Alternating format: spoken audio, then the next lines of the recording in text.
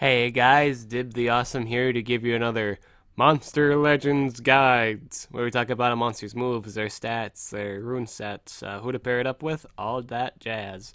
Today we are looking at Vampira, who is a on-sale monster currently at the moment, as I'm recording this video. I think it was around like 15 hours left in the sale. I believe that's the case.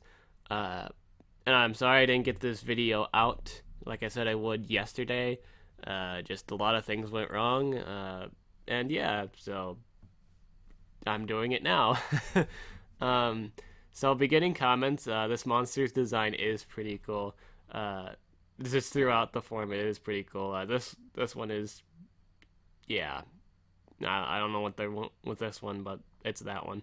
The first and last form are pretty cool though.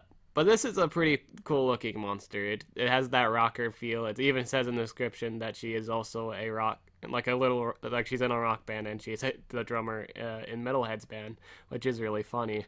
Uh, this monster, yeah, the monster is pretty cool. I have to admit, I give pros to the design team. This is a pretty cool looking monster.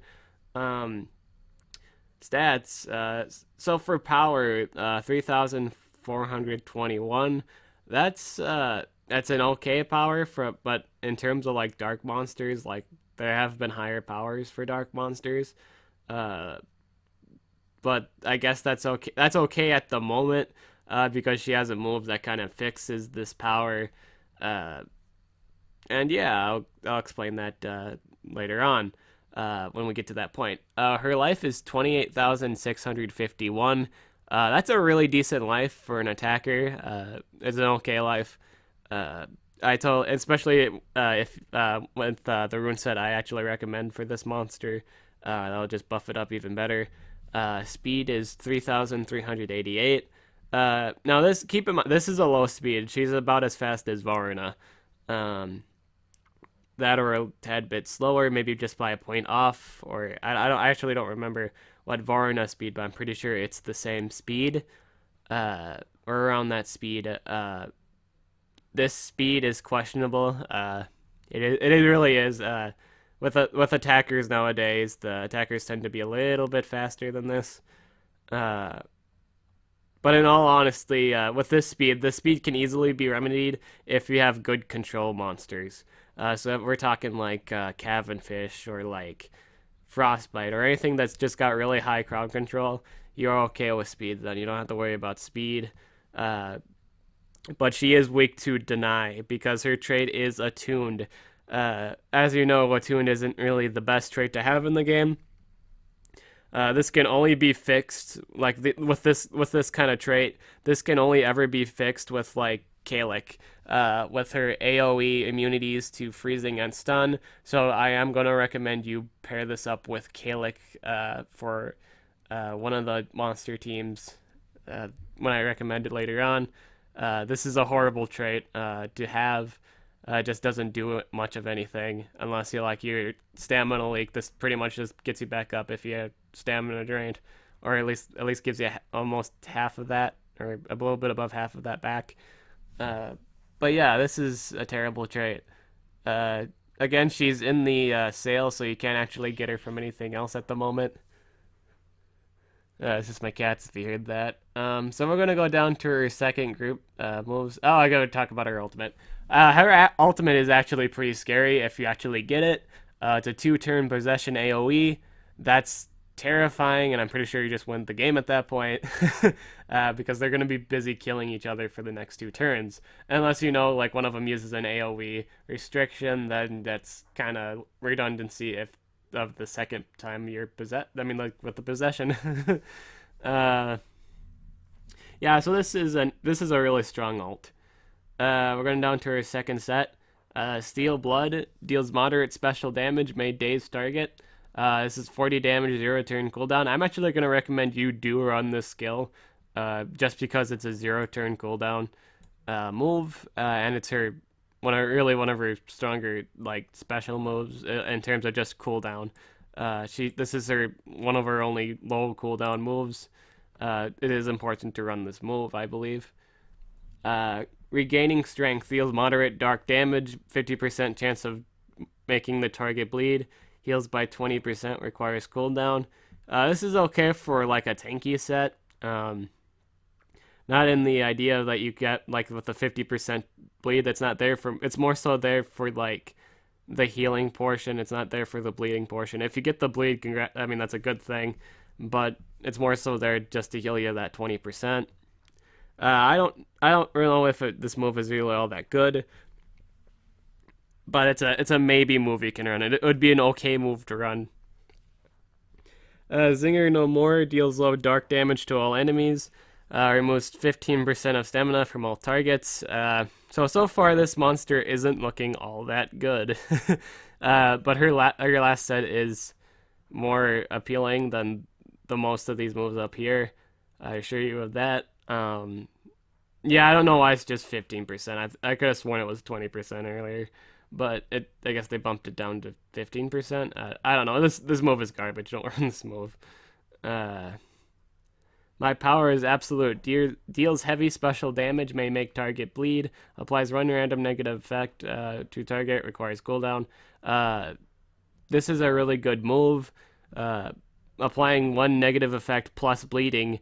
So if you get burning and the bleed, you get burning plus bleeding. That's really bad for the enemy.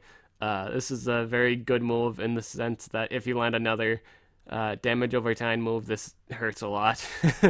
But it is a good move. It is one of her better moves. Like I said, all of her good moves are in skill group 3. Nosferatu Bite.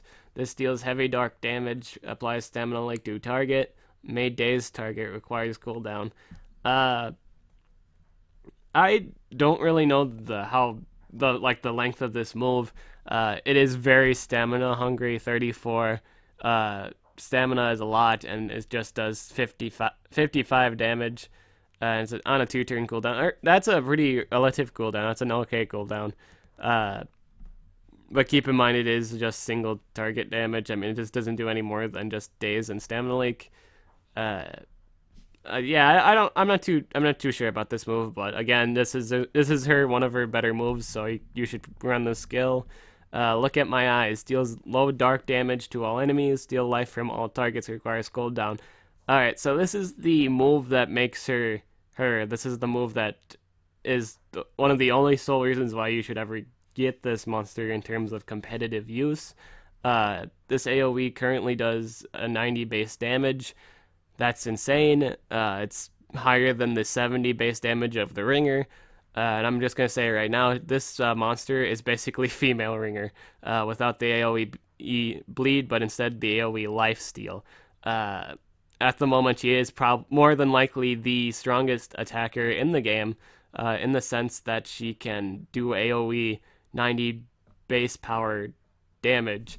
And she has she can actually if you just shove two strengths and a life, you're okay. This is what makes her. And keep in mind, if you miss this move, it does make and break, because everything else is just single target. I recommend all group 3, and then steal your blood, obviously, for that steal your turn cooldown. Or you can run your gaining strength. It's totally up to you. I actually recommend this move. I will recommend it.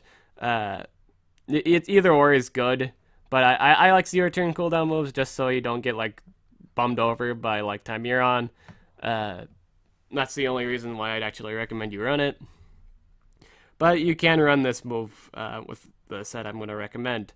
But going back to my previous thought, this is basically female Ringer. She basically does that in the sense that she can actually tank more, thanks to that AoE. 90 base power is a lot. Honestly, you only need to use it once, and then most of the things will die if you got a buffer up. But they might actually patch this. This isn't. I don't think this is how it was supposed to be. And they might actually patch this up. They might actually nerf this. This is an iffy thing, but at the moment, she is currently one of the strongest AoE attackers. 90 base damage is a lot. It's basically an ultimate AoE. It's just really high in AoE damage. Uh, Now they haven't fixed Ringer in a long time, uh, and I have no idea how long it's going to take for them to even fix this one. 90 base power is a lot. Keep in mind you, and they might nerf it at some point. They might nerf it down to 45 damage, most likely. Uh, Beyond that, though, she is a one-trick pony, just like Timeron with the AOE. Bleed. She is totally. If you get this monster and use her in combat, you more than likely are going to use it for that reason, unless you're like, unless you're just using it for fun, which I recommend. If you love this monster, totally get it. If you love it, just by design alone, totally get it. Um, like I said, like always get the monsters you like, and all that jazz. So for rune sets, uh, I'm gonna recommend you run two strengths and a life, just to benefit from her AOE drain, and just to sustain longer in battle, because that's all you really need to do. You need to make sure she stays out for a really long time. You need to make sure she gets her to do her. If she doesn't hit everybody with her AOE, then you have to wait again to actually hit it. Uh, but yeah, if you do manage to hit everyone, odds are they're dead. Especially with the new buffers that are out, like demise or like incognita. They're just not gonna. No, none of the monsters are gonna survive this attack, just because of the brutality and stuff like that. Uh, I wouldn't really recommend a speed rune because everything's gonna. If you think about it, everyone's gonna outspeed. All the attackers are gonna outspeed you. We're talking about like Voltic here. We're talking about like just really common monsters you see, like Will Razorface. Yeah, Will Razorface. Oh, what else? What else? I don't know if Barbatos is faster than this monster, but Barbatos can be an issue. There are people that actually counter Scribe. No, not Scribe. Okay, that was one of the monsters that actually counters Vampira. Actually, I don't know how many times I've been saying Scribe, but Scribe counters Vampira, in the sense that he like Scribe is going to be running like full speed, full. I mean, not full speed runes, like usually two speed runes and a life. So he's going to go first. He's going to do that group therapy, and your AOE is not going to do anything. So you have to actually wait that out. Which isn't a good thing. That's like a terrible thing to go through, because you're not dealing your damage output or anything like that. You might not actually see Scribe a whole lot. I mean, like if you're doing the, like obviously if this is the situation where the player is attacking you, right now what I'm talking about, like with Ringer, okay, Ringer's a really strong monster.